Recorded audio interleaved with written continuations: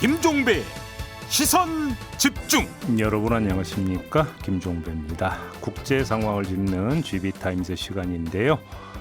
트럼프 미국 대통령이 최첨단 미사일 방어망 골든돔 프로젝트를 발표했습니다.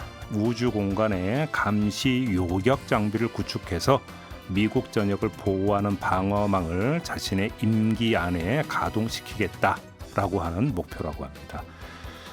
자, 이 프로젝트의 실현 가능성 그리고 국제 안보 지형에 미칠 영향 짚어보고요. 2부에서는 일본으로 갑니다.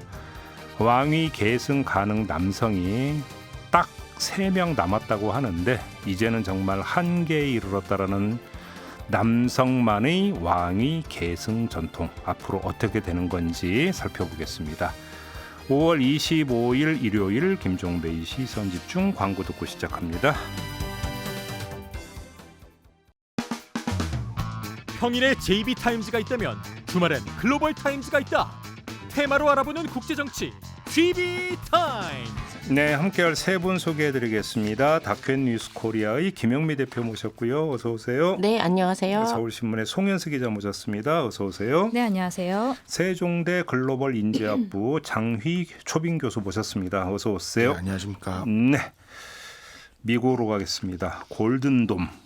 어떤 계획인지 좀 자세히 좀 설명 좀 해주세요. 네, 미국 본토를 보호하기 위한 우주 기반의 미사일 방어 시스템이다. 이렇게 보시면 됩니다. 지금 러시아, 중국, 북한, 이란처럼 미국의 적대국들에게서 발사되는 극초음속 미사일이나 ICBM, 그러니까 대륙간 탄도 미사일 같은 것들을 요격하기 위한 거고요. 우주를 기반으로 하는 미사일 방어 체계라는 게 핵심인데 지상에서는 요격하기가 힘든 미사일들을 우주 센서로 먼저 이제 추적을 하고 우주 공간에 배치되어 있는 요격기가 이 쏘아 올려진 미사일을 타격하는 방식입니다. 말씀하신 것처럼 트럼프가 임기 내인 2029년 1월 전까지 실전 배치하는 걸 목표로 하고 있는데 미국이 이렇게 적국의 미사일 방어에 우주까지 활용하겠다라고 나선 이유가 사실 좀 중요하거든요. 근데 그중에 하나가 과거에는 미국이 가장 뛰어난 미사일들을 가지고 있는 나라였지만 현재는 미국만큼 뛰어난 미사일을 가진 나라가 굉장히 많아졌죠. 러시아나 중국 같은 경우는 서울에서 부산까지 1분 만에 갈 수 있는 그런 극초음속 미사일을 이미 개발을 했고 그렇다 보니까 미국 입장에서는 공격 능력만큼이나 방어 능력도 중요해졌고 이 우주과학 기술만큼은 여전히 미국의 최고다 보니까 이걸 이용해서 군사력을 좀 업그레이드 시켜보자라는 계획으로 보입니다. 그냥 그래서 저는 세 분 의견을 듣고 싶은데요. 이거 과민성 안보 증상 아닙니까? 어떻게 생각하십니까? 지금도 세요. 지금도. 제가 사실 우크라이나 전쟁을 취재하면서 요격 시스템이 어마어마하구나 이걸 저 느끼거든요. 이제 우주까지 나가면 이건 정말 과연 이렇게 군비가 이렇게 계속 늘어나는데 일조를 하는 거거든요, 지금. 외계인 침공을 대비한다면 또 모르겠어요. 차라리 그게 더 오히려 어떻게 보면 그러면, 네. 현실성이 있을 수 있겠네요. 그죠? 네. 장 교수님 어떻게 생각하십니까? 저는 일단 계획 자체는 원대하고 되게 지금 이제 우주 전쟁 시대가 이미 왔기 때문에 네. 되게 필요한 거긴 한데 저희 레이건 때 스타워즈처럼 제가 그 질문 드리려고 예. 옛날에 스타워즈라고 있었잖아요. 예, 그때도 사실은 이제 그 계획은 창대했으나 사실은 기술이 따르지 못해서 결국 한 10년 뒤에 조용히 없어졌는데 이 경우에도 저는 그냥 느낌은 이 친구들하고 좀 이렇게 친구들 부자 되게 해주는 프로젝트가 아닐까. 그러니까 머스크. 예, 안보도 물론 이제 안보의 그런 목표도 있겠지만 그러니까 지금 그게 미국 내에서 민주당 의원들이 청문회에서 했던 질문이거든요. 이게 정말로 미국의 안보를 위해서 필요한 프로젝트냐 아니면 제 말이 머스크를 비롯한 일부 엘리트 부자들의 지갑을 국민의 세금으로 두둑하게 해주는 프로젝트냐 네. 우리가 그걸 고민해야 된다라는 그 질문이 있었는데 저도 약간 그런 의심이 좀 더 강합니다. 그 이스라엘에 가면 아이언돔이라고 있죠. 네. 근데 뚫렸죠. 그런데 그래서 아이언돔은 이제 그 아이언은 그 철이잖아요. 네. 그래서 이제 그 골드로 바꾸겠다는 건가요? 그렇죠. 네, 아이언돔을 기반으로 해서 예. 이제 만들어 가는 거기 때문에 아주 연관성이 없다라고 보기 힘들고 이 현재 트럼프가 이끌고 있는 미국은 저는 그 1등병에 너무 취해 있다. 그렇죠. 그게 가장 이 골든돔이 그리고 탕생한 배경. 우리가 트럼프 타워 보면 알듯이 트럼프가 골드를 사랑합니다. 그래서 그래서 지금 보면은 뒤에 여기 뭐 이렇게 보도 사진에 보면은 그래서 그 골든돔 일본도 황금 투구 선물하고 그러잖아요. 그래서 거기 보면 이렇게 다 금색으로 칠해가지고 그 돔을 만들고 그래서 그 개인 취향이 좀 강하게 들어가 있는 게 아닌가라고. 헤어는 금발 그건 선천적인 거 맞는 거죠. 그건 잘 모르겠습니다. 어렸을 때도 약간 이런 어렸을 때 좀 더 갈색에 가까웠던 것 같은데. 근데 이거저거 떠나서 재임 중에 하겠다라는 거잖아요. 네. 가능합니까 이 얘기? 온갖 힘을 다 쏟아 부었을 때는 가능할 수도 있겠죠. 그런데 뭐 아까 대표님도 말씀하셨지만 아니 이 미국이라는 나라가 군사 방면에만 돈을 쏟아 부으면 되는 나라냐는 거죠, 사실상. 아니, 그렇지 근데 아무튼 않으니까. 이 돈을 관세 걷어갖고 여기다 쓰겠다는 건가요? 그러면? 뭐 아, 돈이 관세가 있나? 됐던 뭐가 됐던 지금 최대 5,420억 달러 한화로 743조 원이라고 하는데 사실 저는 1조 넘어가면 얼만큼의 큰 돈인지 잘 743조면 모르겠더라고요. 우리나라 1년 예산보다도 100조가 더 많은 거죠. 그 이런 돈을 네. 20년간 때려 부어서 지금 이걸 완성하겠다고 하는데 사실은 이거 만드는 것보다는 유지비가 더 들거든요. 아 근데 그래서- 구상이 그러니까 정확히 뭐랄까 우주 공간에 네. 요격 뭔가를 딱 해놓고 네네. 그러니까 이래서 탄도 미사를 쏘면 우주에서 레이저 팡 쏴갖고 뭐 맞춘다 이런 건가요? 레이저를 쏘는 게 아니고요. 이제 그러니까 지상에서 만약 예를 들어서 이란이 극초음속 미사일을 쏴 올렸다. 그러면은 이제 우주 공간에서 위성을 통해서 얘가 올라오는 걸 먼저 캐치를 합니다. 그 다음에 우주 공간에 있는 어떤 요격기 그게 레이저가 됐든 뭐 미사일이 됐든 우주 공간에 있어야 해요. 걔가 얘를 쏘아 올려지는 순간에 얘를 쏘는 겁니다. 요격을 하는 거죠. 007 영화에서 내가 얼핏 본 것 같은데요. 그러니까 옛날에 다 이 영화에 나왔던 거가 기반이 돼요 원래. 그리고 트럼프 대통령은 그런 멋있는 거 이런 거에 많이 꽂히셔가지고 아이언돔이 이게 지금도 하마스와의 전쟁을 하지만 아이언돔이 작동하는 그 영상이나 사진 되게 멋있어 보이거든요. 그래서 약간 그런 영화 같은 느낌이 들어요. 그러다 보니까 골든돔에 이렇게 꽂히게 된 것도 아이언돔의 영향이 컸다고 생각이 들지만 사실 이 지금 현재 우주라고 그러니까 지구 바깥에 있는 그 우주라고 하는 공간에 어떤 공격을 할 수 있는 무기가 장착이 되어 있지는 않아요. 위성은 많이 돌아다니거든요. 그리고 전쟁에서의 이 위성은 이제 필수품이 됐어요. 그래서 밑에서 이렇게 GPS 기반이 안 되면 모든 무기를 쓸 수 없기 때문에 어차피 위성이 엄청난 영향을 미치고 있는데 여기다가 무기를 실전 배치해버리면 더 이 GPS 기반으로 더 어마어마한 화력을 금방 쏟을 수가 있죠. 뭐 자기네 돈 가지고 뭐 하겠다라면야 뭐 굳이 우리가 나서서 이렇건 저렇건 얘기를 안 하겠는데 돈 모자라 갖고 또 다른 나라 쪽에 그러니까 쥐어 짤까봐 그게 좀 걱정이 돼서 하는 얘기인데. 너무나 당연한 얘기 아닐까요? 뭘 또 당연해요, 뭐가 또. 아니 트럼프 스타일이라면 너무나 당연하다라고 받아들이기 때문에. 그래서 걱정이 되는 건데.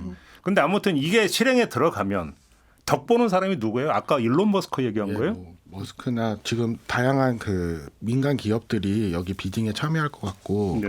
그리고 아까 예산 문제는 사실 아직 예산 계획은 없습니다. 그러니까 지금 초반에 필요한 250억 달러를 거기서 부르는 크고 아름다운 단일 법안 이런 게 있어요.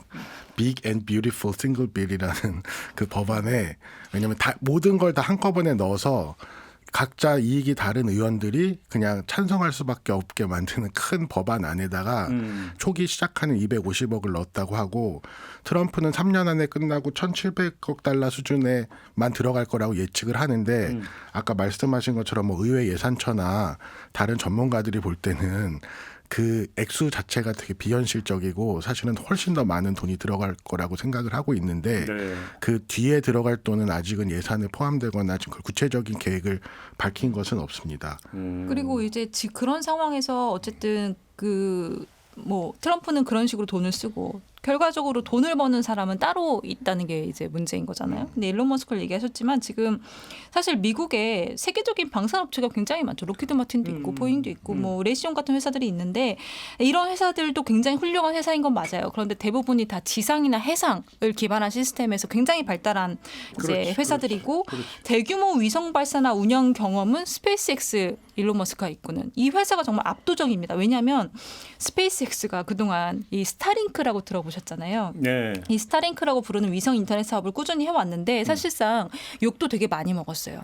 왜냐하면 한꺼번에 몇십 기 혹은 몇백 기에 달하는 소형 위성을 이 저궤도에 쏘아 올리는 건데 네. 이렇다 보니까 우주 쓰레기를 너무 많이 만들고 얘네들이 이제 이 수명을 다한 스타링크 위성들이 결국 다른 위성에 갔다가 부딪히면서 그 위성이 또 이제 망가져버리는 그런 일들도 굉장히 많았어요. 그런데다가 이 스타링크를 만든 스페이스X는 엄연히 민간 기업인데 말씀하신 것처럼 전쟁이나 혹은 국가 안보나 외교에도 너무 많은 영향을 미치다 보니까 민간 기업 하나가 국제 관계에서 너무 큰 공룡이다라는 지적들이 굉장히 많았는데 머스크 입장에서는 드디어 이런 욕을 오랫동안 받아 먹었지만 이게 이제 뭔가 빛을 발할 그 때가 온 겁니다. 이런 걸 두고 이제 우리나라에 이미 전문 용어가 나와 있어요. 일감 몰아주기라고.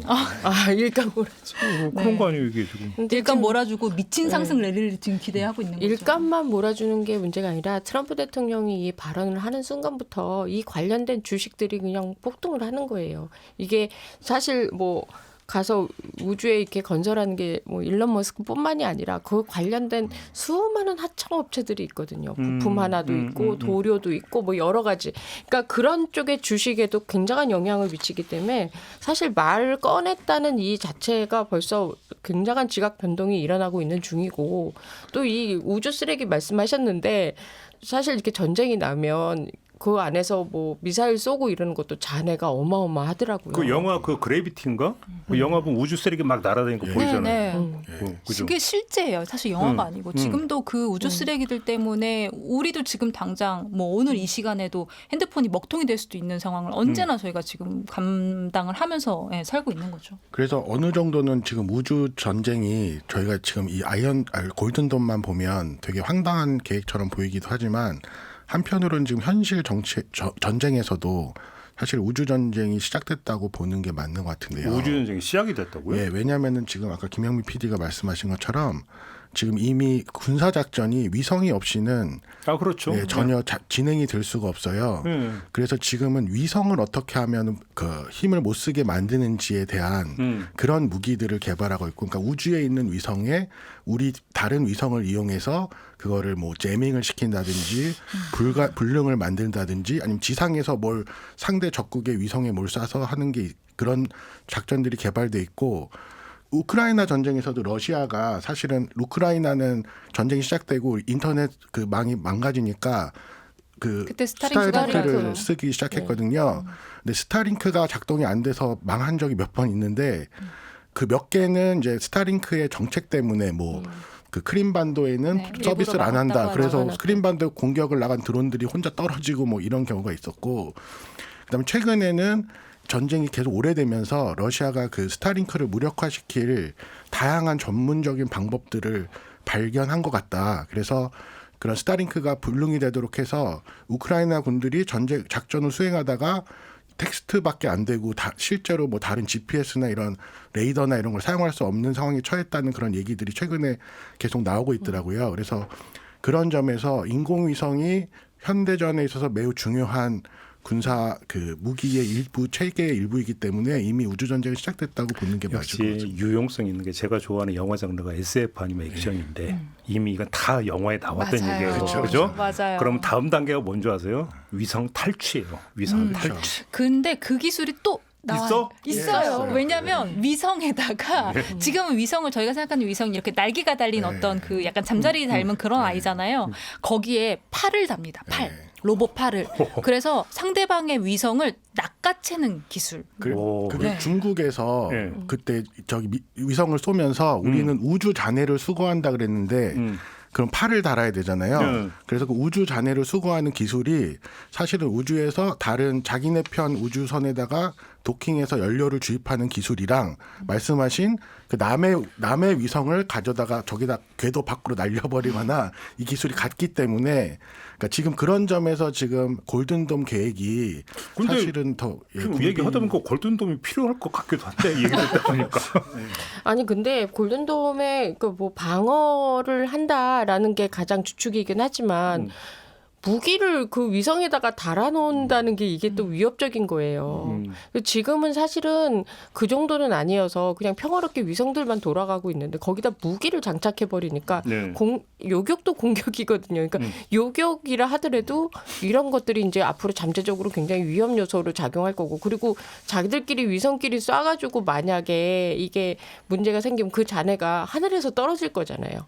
그 밑에 지상은 이걸 예측하기가 힘든 거예요. 근데 이렇게 나와버리면 뭐 러시아나 중국도 또 이제 맞대응해서 뭐 또 프로젝트 이런 것도 내놓을 거 아닙니까? 그러니까 사실상 지금의 골든돔은 러시아와 중국이 생각보다 굉장히 빠르게 움직이고 있기 때문에 거기에 대한 대응 차원에서 미국이 나온 거잖아요. 그러니까 지금 이 상황은 사실 이 전 세계가, 그러니까 주요 국가 몇몇이 군사력이나 혹은 군비 경쟁을 지나치게 하다 보니까 나온 거고, 그래서 제가 아까 말씀드린 것처럼 트럼프나 미국은 일등병에 걸렸기 때문에 우리가 지금 중국이나 러시아에게 지쳐줄 수 없다라는 생각 때문에 지금 여기까지 오는 그러니까 거예요. 그냥 그 돈 복지해나 쓰지 뭘 그러죠. 그 제가 이번에 이거 아이템 준비하면서 제일 많이 생각났던 게 라이카라는 개거든요.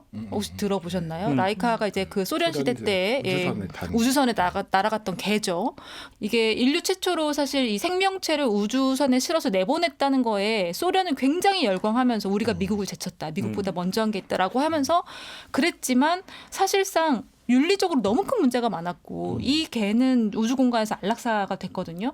근데 과연 이런 경쟁이 우리가 납득하지 못하는 어떤 도덕적인 윤리적인 문제를 분명히 나올 수밖에 없을 텐데 그거에 대한 또 엄청난 시간 소요, 낭비 이런 것들이 사실 이미 예견이 되어 있는 상태인 거죠. 그렇죠. 그리고 근데 미소 냉전 시대 이후에 이게 지금 가장 군비 경쟁이 심한 시대를 우리가 지금 맞이하고 있거든요. 그래서 그러다 보니까 지금 현재 이 미국이 발표하는 이런 골든돔이나 이런 문제들이 그때와는 좀 다른 게 있어요. 뭐냐면 그때는 국가 간의 경쟁이었는데 이건 회사거든요. 유엔 우주 조약이라고 해서 그러니까 우주 공간에서도 이런 어떤 규칙과 이거 국제법이 적용이 되거든요. 네. 뭐 달에다가 사실 무슨 예를 들어 핵무기 막 이런 거 만들 수 있잖아요. 그래서 이제 국가들끼리 그러니까 처음에는 미국, 영국, 소련 이렇게 해서 서로 조약을 맺었는데 네.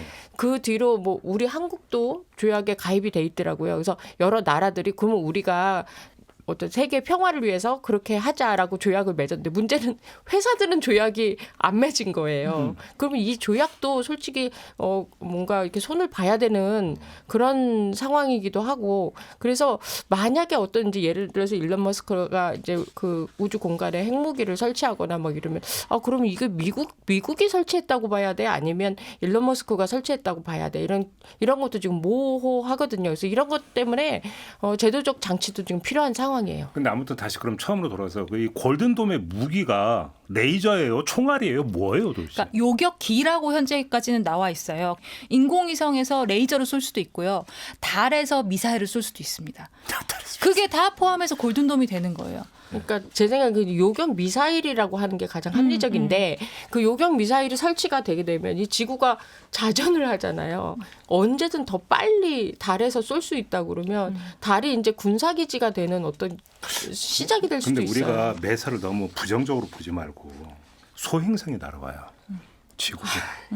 그러면 달의 기지에서 우리 뭐 아마겟돈이니 뭐 영화 여러 개 있잖아요. 그렇죠. 그러니까 네. 이 달 기지에서 소행성을 맞춰서 저기 지구 충돌을 막는 이런 데 좀 기여는 좀 하지 않을까? 그래서 그게 결과적으로는 미국도 중국도 러시아도 우리는 정찰 위성이 아니고 기상 위성을 쏘아 올린 거야라고 이야기를 하고, 그리고 북한도 똑같은 얘기를 했는데 2023년에 저희 기억이 나잖아요. 이게 골든돔이 만약에 현실이 되면 북한이 2023년에 쏘아 올렸던 정찰 위성이 불러왔던 문제를 똑같이 지금 재현할 수 있는 거예요. 그때 이 탄도미사일 기술로 만든 정찰 위성을 누구는 우주에 쏘아 올려도 되고 누구는 안 된다라는 거 가지고 엄청 싸웠고, 당시에 북한이 유엔 회의에 나가서 이런 얘기를 했죠. 왜 우리만 갖고 뭐라 그래?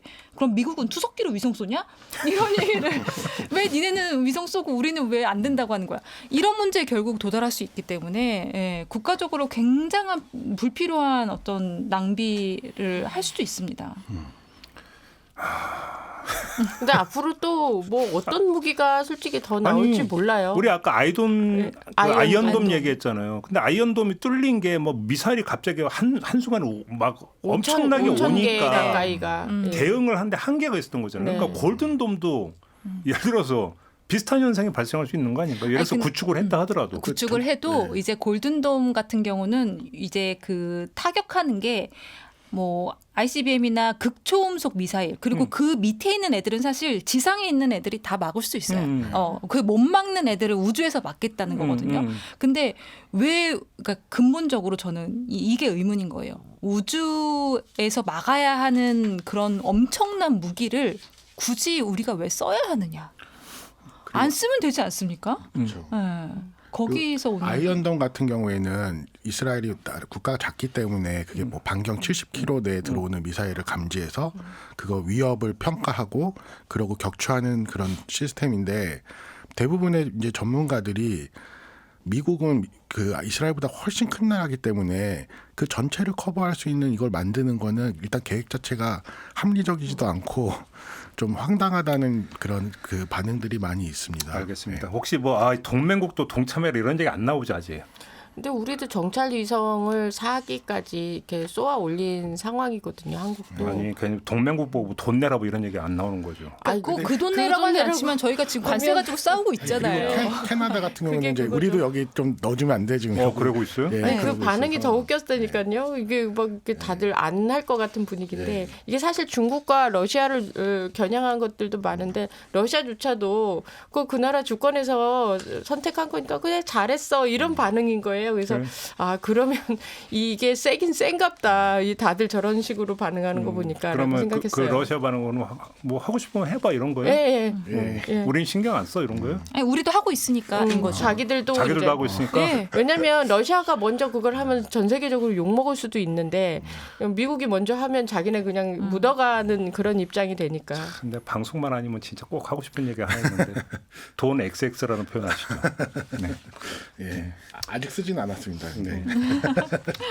그냥 그렇게 정리하겠습니다. 네. 자, 1분 이렇게 마무리하고요. 잠시 전하는 말씀 듣고 다음 주제로 넘어가겠습니다.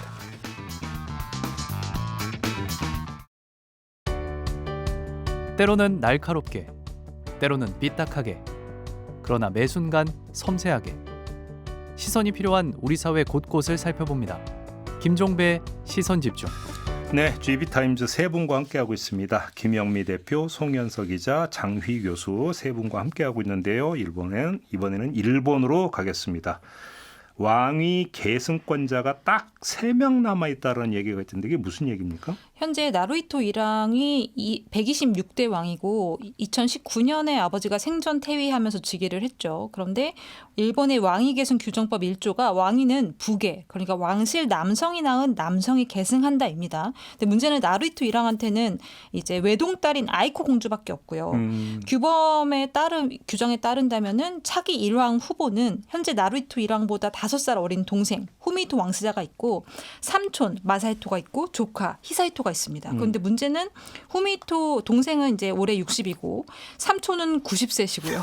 조카는 19살입니다. 그러니까 이게 지금 당장 생전 퇴위도 안 될 뿐더러 생전 퇴위한다 그러면 조카인 19살이 지금 왕위를 물려받아야 되는 상황인데 조카는 당연히 지금 후계가 없으니까 그러면은 완전히 이게 이제 끊어지는 상태인 거죠. 근데 그러면 여왕은 그러니까 지금 애당초 불가능한 얘기다 일본에서는? 황실 전범에 따르면 그렇습니다. 그래요? 네. 그럼 전범을 바꾸자 혹시 뭐 이런 얘기가 나오고 있는 건가요? 어떤 건가요? 일본 안에서의 논의는 어떤데요?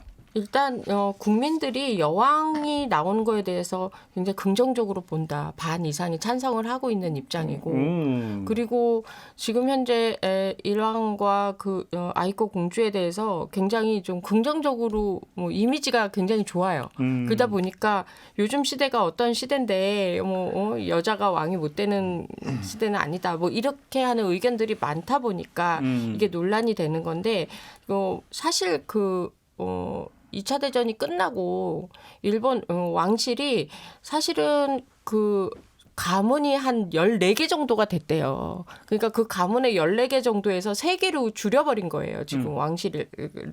그러다 보니까 남자들이 확 줄어버린 거죠. 그러니까 이 다음 왕이 계승을 한다는 거는 어느 정도 안정적인 군주 기반이 돼야 되는데 그 일단 남자가 적다 보니까 여왕까지도 지금 논의가 되는 거죠. 야, 그러면 뭐 여왕도 가능하다로 바뀔 수도 있겠네요. 뭐 일본 논의 과정에서는. 근데 그 논의들이 2000년대부터 그런 그 여성 군가를 창설하자거나 이 여성 모계도 이어받을 수 있는 것에 대한 논의를 이제 정부에서도 하고 정당들도 했는데 문제는 이제 자민당을 비롯한 이제 보수적인 정당들이 예. 여기 대해서 극렬하게 반대를 하고 있으니까 이게 일본의 전통인데 보수 세력이. 예, 부계를 만약에 포기하게 되면 이게 그들이 그런 표현을 쓰진 않았지만 왕실이 무너진다, 뭐 콩가루 낸다, 뭐 이런. 예, 그래서 절대로 받아들일 수 없다라는 입장이 그 상당히 강력하게 있기 때문에 여론에도 혹시 불구하고 그러면 예. 일본에서 이른바 출가 외인 이런 개념이 있는 건가요? 그렇죠. 왜냐하면 지금 이 일본 사회 안에서 그리고 그 자민당이나 이런 쪽에서도 계속 여성이 왕이 되는 걸 반대하는 그런 목소리들을 내는 이유 중에 하나는 일단 그 단순히 딸이 이제 만약에 아이코 공주가 왕위를 계승을 해서 여왕이 됐다. 그러면은 이 여왕은 왕이 밖에 있는 왕가 밖에 있는 남성하고 결혼을 할 거잖아요. 같은 가족끼리 결혼할 수가 없으니까. 그러면은 그 왕실 사람이 아닌 남성이 낳은 자녀를 과연 왕의 핏줄로 볼 수 있느냐의 문제인 거예요. 바로 그러니까 핏줄. 네, 그러니까 그거 그 핏줄이라는 두 네. 글자 예. 이거죠 결국. 그러니까 일본이 그거죠. 그게 되게 심해요. 그래서 심지어 그 여성이 왕위를 계승할 수 있다고 주장하는 사람들도 그 여성이 왕이 됐을 때 그 자녀를 왕이 그 순서에 넣으면 안 된다라고 하는 주장도 상당히 강력하거든요. 그러니까 이거는 부계로만 전해져야지 모계를 여기다 넣기 시작하면 안 된다라고 주장을 하고 일본 같은 경우가 그 여전히 그 유엔 여성차별철폐위원회나 이런 데서 가부장적인 제도나 시스템이 많이 남아 있다는 그런 지적을 많이 받고 있거든요. 근데 그 사실 지금 영국으로 가면 지금 영국의 찰스 왕의 그 아버지가 필립 공인가요? 네. 그잖아요. 그 필립 공이 원래 그 그리스의 몰락한 왕가 출신 아닙니까? 그렇게 따지니까 일본식 개념으로 하면은 지금 이건 우리 왕이 아니라 그리스 왕이 그리스 왕인 거죠. 그러니까 네. 이 개념인 거잖아요. 일본에서는. 그렇죠. 그러니까 보수 세력은 절대 안 된다 여왕은. 그럼 앞으로 어떻게 되는 거예요? 일본에서 논의가 어떻게 될까요? 그러면? 근데 이게 사실상 뭐 앞으로도 이 부분에 대해서는 계속 문제가 갈 수밖에 없는 게 자민당, 그러니까 결과적으로는 일본 정치를 계속 일당독재하고 있는 자민당이 아주 오래 전부터 이 사람들 사이에서 전통은 지켜져야 된다. 왕실의 전통이. 그러니까 부계로 이어지는 왕위가 이어지는 이 전통을 지켜야 된다고 계속 어떻게 보면은 선동을 해 왔어요. 아니 근데 3명밖에 없다며. 3명밖에 없으면 그 3명이 알아서 네, 왕위를 한 계속 명이 누군가가 왕위 네, 계승을 왕위 계승을 해야 제일 되는 유력한 거죠. 사람이 19살인데 또 저기 결혼 잘하고 애 많이 나오면 또 아니 그래서 만약에 지금 나루히토 일왕이 지금 나 왕위에서 내려갈래 하면은 일단 아이코가 여왕이 될 수는 있을 거예요. 근데 문제는 아이코 공주가 이제 여왕이 되겠죠. 이 결혼을 해서 아이를 낳더라도 그 아이는 왕위 계상 안에 못 들어가고 그 지금 19살 조카인 그 사람이 이제 다음 왕위를 물려받게 되는 이런 순서로 가겠죠. 제가 어디 역사선가에서 옛날 얼핏 본 것도 옛날에 일본 여왕이 있었던 걸로 제가 여왕 있었습니다. 그죠, 있었죠. 네, 예. 있었어요. 8명 정도라고. 8명씩이나 있었어요? 있었다고 하더라고요. 근데 지금 아무래도 유교적인 전통이 남아 있어가지고 그렇게 된 것 같은데 사실 근데 이게 옛날 생각이죠. 일본의 그러니까 옛날 생각. 지금은 사실 이런 남녀 차별의 문제도 있고 그래서 지금 유엔 스위스 제네바 사무소에서 일본 정부 그러니까 이게 여성 정책을 이렇게 심사를 했어요. 그래서 네. 그 와중에 왕위 계승권을 남자에게만 주는 거는 아니다. 차별이다. 그래서 개정해라라고 권고를 했거든요. 그러니까 일본 정부 완전 발끈한 거예요. 우리 왕실을 건드려. 그래 우리는 뭐 잘하고 있는데 왜 니네가 남의 나라 주권인데 그 얘기를 하냐. 뭐 그래서 굉장히 발끈한 분위기였었어요. 근데 사실상 이렇게 유엔에서 권고를 한 거 보면 답은 이게 남녀 차별적인 성격이 있다라고 판단을 한 거거든요. 갑자기 근데 이 얘기하다 보니까 저는 북한이 왜 자꾸 생각날까요? 북한도 김주혜 백두 혈통이 있잖아요. 그렇죠. 근데 거기는 여성도 사실은 뭐 아니, 근데 지금 딸이 거의 그 이어받을 김주애가 가능성이 뭐 높다고 후계자도 해서. 아니다 뭐 지금 설이 분분하긴 한데 그죠? 근데 유일하게 걔만 데리고 다니니까 그러니까. 아마도 가능성이 제일 높지 않을까라는 그러니까 생각이. 그런 백두혈통도 여성 지도자 동지를 이제 배출하는. 네. 근데 저는 사실 이 아이템이 가장 영국하고 좀 많이 비교가 되는 부분이잖아요. 보면은 영국은 영국 왕실이 정말 전 세계적으로 굉장히 많은 존경도 받고 많은 주목도 받고, 근데 사실 영국에서는 어떤 그 핏줄, 방금 말씀하신 핏줄의 개념보다는 정말로 사회를 통합할 수 있는 어떤 구심점의 역할, 그리고 모든 사람들에게 모범이 되는 역할, 이런 것들이 굉장히 많이 강조되는 이제 그런 분위기라면, 일본 같은 경우는 너무 이 일본 왕실 뒤에 자민당이 있다 라는 프레임이 너무 강한 거예요. 그러니까 이게 사실이기도 하고. 그래서 적어도 뭐, 그러니까 저희가 2019년에 나루히토 왕 즉위할 때, 그때 당시 아베 신조 총리가 나와서 새 연호인 레이와를 설명하면서 직접 어떤 뜻인지도 설명을 하고, 당시에 그 새 연호가 적용되는 날이 5월 1일이었거든요. 근데 4월 30일에는 정말 무슨 새해 보내는 것처럼, 송구영신하는 것처럼 막 카운트다운도 하고요. 새 연호를 이제 받는다고. 그리고 당시에 만난 사람들이 새로운 레이와 시대 축하드립니다, 잘 부탁드립니다, 이런 인사들을 서로 했다는 거예요. 근데 그만큼 왜 사람들이 이 새로운 연호가 탄생을 하고 새로운 왕이 이제 즉위를 하는 거에 관심을 가졌냐? 그만큼 자민당이 굉장히 많은 분위기를 만들어냈어요. 행사도 정말 많이 만들고. 그럼 자민당은 왜 이렇게 일본 왕실을 응원하고 일본 왕실을 지지하는가? 적어도 이 자민당이나 자민당의 지지층인 보수 쪽에서는 이 전통적인 가족 제도가 유지가 돼야 되고, 전통적인 방식으로 이제 국민 사이에서 구심점을 찾으려고 하는 그런 정치적 색깔을 분명히 가지고 있기 때문에 그런 방식으로서 왕실을 계속 이용하고 있는 거거든요. 네, 그런 부분이 어떻게 보면은 그 왕실이라는 게 지금 이제 근대에도 입헌군주를 하는 많은 나라들이 우리가 뭐 예를 들면 영국의 뭐 대관식이라든지 결혼식 이런 걸 보면 엄청나게 그 의례나 이게 되게 전통적인 것으로 보이고 오래된 것 같은 느낌을 받잖아요.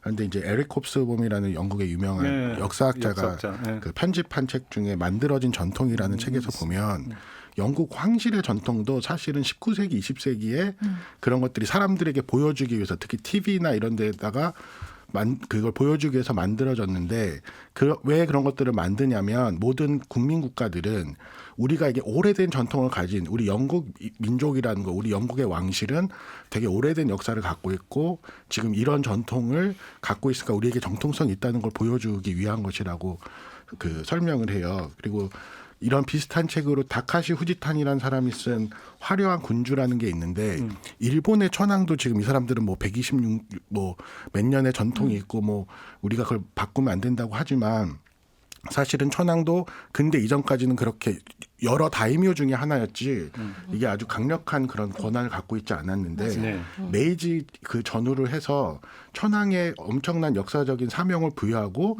그걸 보여주기 위해서 새로운 의식을 만들고 문장을 만들고 전국을 행차해서 사람들이 천황을 보게 만들고, 그러면서 그 천황에 대한 어떤 권위를 만들어내거든요. 그래서 그러한 어떤 일본의 구심점으로서 근대 국가를 만드는 정신의 그 뒤에 천황제가 있는 거고, 아까 그 말씀하신 것처럼 그때 일본 초기 메이지에는 그런 유교적인 사상들을 국가의 정신의 깃틀로 삼아서 그것들을 만들려는 게 있고, 그래서 여전히 보수주의적인 정치가들이나 이 지식인들은 그 일본의 그 정신, 처음에 근대 국가를 만들었던 그 유교적이고 보수적인 정신을 지탱하는 그 상징으로 그 천황의 북의 계승을 포기하지 못하는 걸로 보입니다. 그 영화를 본데 그 다이애나비 그 사망했을 때 엘리자베스 여왕과 그 영국 국민 여론 간의 막 대립을 다룬 영화가 있어요. 거기서 이제 그때 토니 블레어가 아마 총리였던 걸로 보는데, 토니 블레어가 막 그 국민 여론을 등이었고 조문 안 하고 그렇게 나오신다 그러면 이거 폐지할 수도 있어요라고 막 은근히 압박을 해서 결국 엘리자베스 여왕이 이제 가서 뭐 하는 이게 이제 그 영화 되게 잘 만든 영화인데, 영국에서 보면은 사실 그 폐지 여론도 꽤 있잖아요. 그렇죠. 그죠. 입헌군주제를 지금 유지하고 있는 모든 국가에서 사실 이런 왕실의 전통이나 이런 것들을 조금 현대화하거나 아니면 아예 없애는 부분에 그렇죠. 대해서 계속 논의를 근데 하고 일본 있죠. 안에서는 이런 얘기가 없어요? 있어요. 있는데 그런 목소리들, 그러니까 뭐 예를 들면은 아예 이 2019년에 나루히토 왕 즉위할 때도 분명히 그런 목소리도 있었어요. 아예 이런 거면은 천황 없어도 된다. 우리 사회에서. 그렇지만 말씀드린 것처럼 자민당이나 지지자들이 원하는 건 일본은 정말 신성하고 권위 있는 일왕을 중심으로 하는 절대주의적인 국가예요.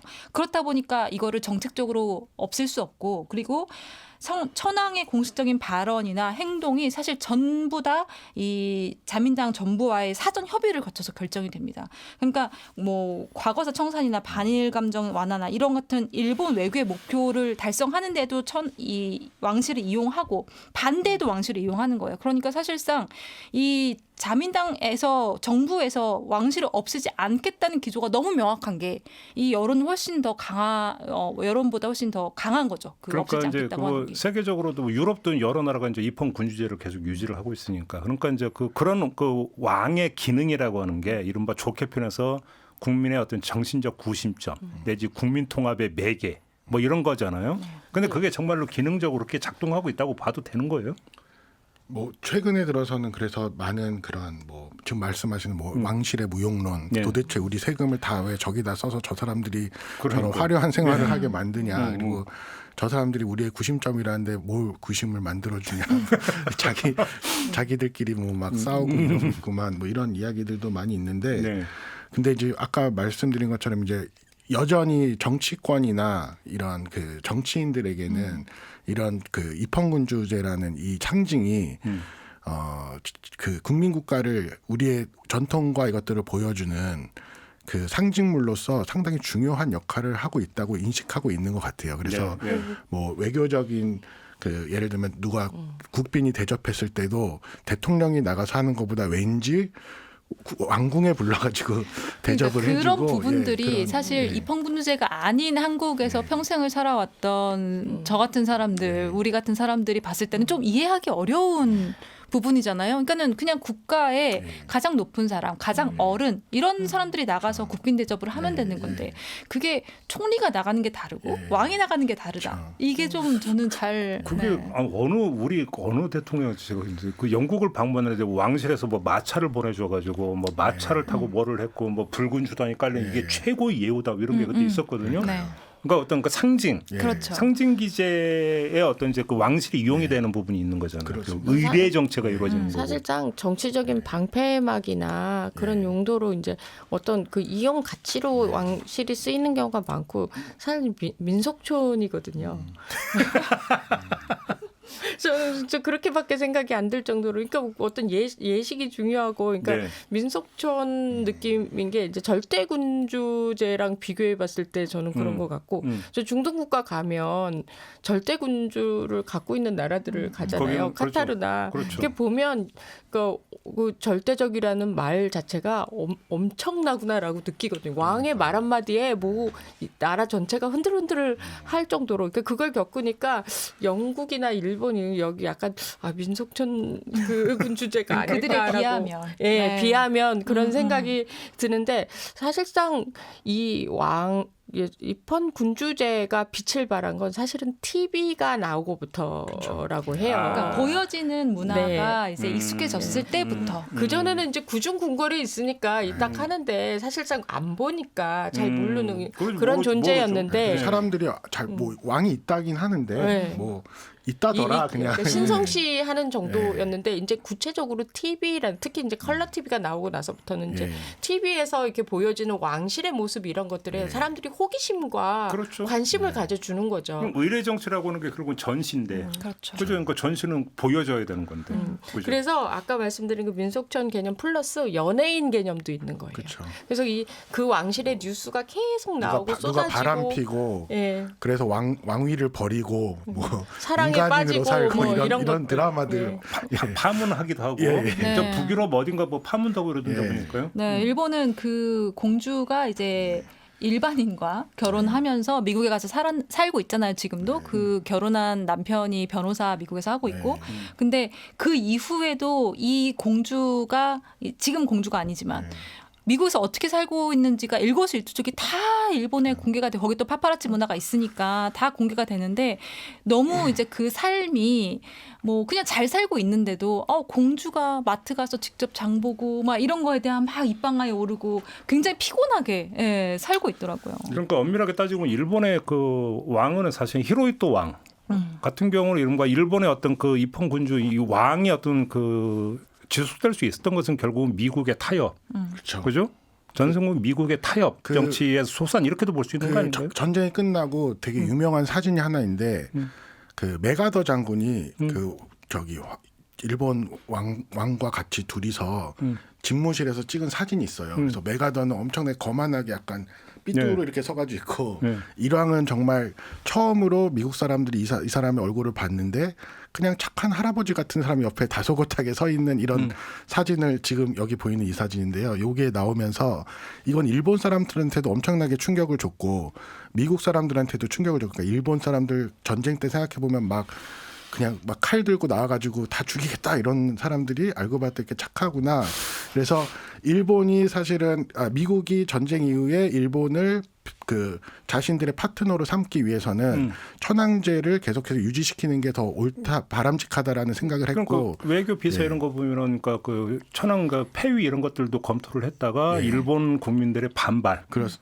그래서 어떤 전후 그러니까 어떤 일본의 관리 이런데 이제 그 애로사항이 발생할 수 있다라는 이유로 그냥 뭐 존속시켰다 이런 얘기도 좀 있잖아요. 그래서 일본 정부가 뭔가 일본이 국가적으로 저지른 잘못에 대해서 국제사회에 인정하고 사과할 때 직접 하지 않죠. 이렇게 일왕을 내세우는 일들을 굉장히 많이 하고 아까 그 나루토 왕의 아버지도 그 생전에 그렇게 그분도 아키히토. 네, 아키히토도 아키히토, 이제 본인이 직접 나서서 뭔가 과거에 저질렀던 일본의 과오에 대해서 반성한다 이런 발언을 하면서 사실 일본에 대한 분위기가 전반적으로 좋아지고 국제사회에서 근데 그건 자민당이 한 게 아니라 국왕이 한 거지만 국왕에 대한 그런 이미지가 결국은 일본의 이미지를 다시 제고하는 데 도움을 주는 거죠. 그런 점에서 이걸 되게 비판적으로 보는 이제 일본의 되게 유명한 정치학자 중에 마루야마 마사오라는 분이 계신데 이 사람은 천황제가 일본 사회 무책임의 구조를 만들어내고 맞아요. 초국가주의를 만들어내는 바탕이 됐다라고 얘기를 해요. 그래서 이 천황을 국가의 절대적 중심이자 상징으로 삼으면서 어떤 사안에 대해서도 최종 책임을 지는 주체가 없는 그런 구조가 일본 정치의 구조가 됐고 그래서 이런 그 천황은 지고한 선 그게 모든 가치의 중심이 되고 사람들은 천황과의 거리를 통해서 자기의 사회적인 위치를 확인하고 그래서 그러다 보니까 우리 일본 사람들은 그냥 이 구조 안에서 말을 잘 들으면 되고 복종을 잘하면 되는 사람이고 개인으로서 내가 이런 것들을 도덕적으로 판단하고 사회적인 책임을 지는데 되게 무능한 구조가 만들어졌다. 그래서 그런 일본의 군국주의적인 사고나 일본의 초국가주의가 사실은 이런 그 일본 근대가 만들어낸 천황제에서 기인한다라는 분석을 하기도 합니다. 그렇죠. 그럼 뭐 예를 들어서 뭐 저기 뭐 일본군이 천황폐하 만세 뭐 외치면서 뭐 돌격하고 예. 뭐 그렇죠. 자폭하고 이런 거 다 어쩌면 그 하나의 현상이잖아요. 그런 것 자체가. 그러니까 그거를 쉽게 설명하면 사실 전통적으로 봤을 때 우리가 백성은 이제 왕의 말을 따르고 복종해야 되는 존재라고 인식하고 있고 근데 시대가 변했어요. 근데 여전히 일본 정치나 일본 사회에서 이제 이 따르고 복종해야 되는 왕이라는 존재를 앞에다 내세워 놓고 사실상 자신들이 그 위에선 진짜 왕 노릇을 하고 싶어하는 사람들이 분명히 존재하는 거죠. 그래서 과거에는 단순히 왕의 이야기에 복종을 했다면 지금은 일본 정치가 원하는 건 국민들이 국익을 위해서라면 공권력에 충실히 따라주는 것. 그러니까 충실히 복종해 주는 것. 그런 분위기를 이어가게끔 도와주는 게 지금의 왕실의 존재다. 알겠습니다. 그럼 처음으로 돌아가서 여왕이 탄생할 가능성은 어떻게 보십니까?